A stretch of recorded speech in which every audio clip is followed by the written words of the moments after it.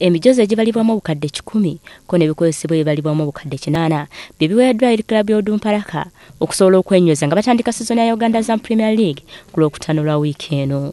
Ttiimu ebadde etuyanye nnyo mu kisinziira ku kya ssente, bwe kisinziira ku byanfuna, mu kisinziira ku kuteekayo abazannyi.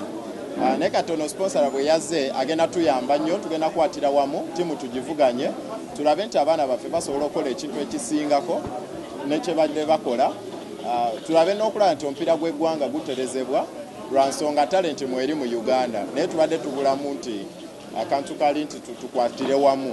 Mu kawefube w'okwenyereza mu mpaka za Azam Uganda Premier League, ttiimu y'Onduparaka nga bano bali mu kifo kya 2 mu mpaka za Uganda Cup bayungudde eggye ly'abazannyi 7 okuva mu ggwanga li Southern Sudan nga bano babadde basambira mu klabu ya Talabara. Anthony Afeti akwasaganya emirimu egy'ekikugu mu klabu y'Onduparaka agamba abazannyi bannayuganda bakufuna essomo ddene okuva ku bagwira baleeteddwa mu ttiimu eno. Okwongeramu ku bufuneko ku buvumu n'obugumu mu mipiira egijja twayongeddemu abazannyi 7 kumpi, of which abasatu bavudde mu Southern Sudan gye badde basambira ku ttiimu gye bayita Talabara. Omu bamuyita Peter asamba ku wing, muzannyi mulungi, tusuubira agenda tuwongeramu bingi kunyweza ttiimu yaffe ng'Onduparaka.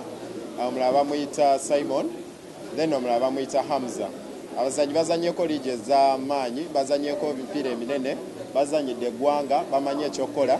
Suubira basobola okuwa bano abaana baffe abato ekyokukola mu mipiira gino egijja n'engeri y'okuapproachingamu game in case nga bali mu kisaawe.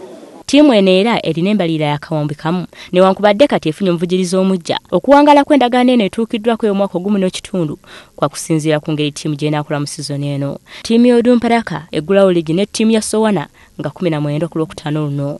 Olivia Nakate, WBS TV Amasunsule.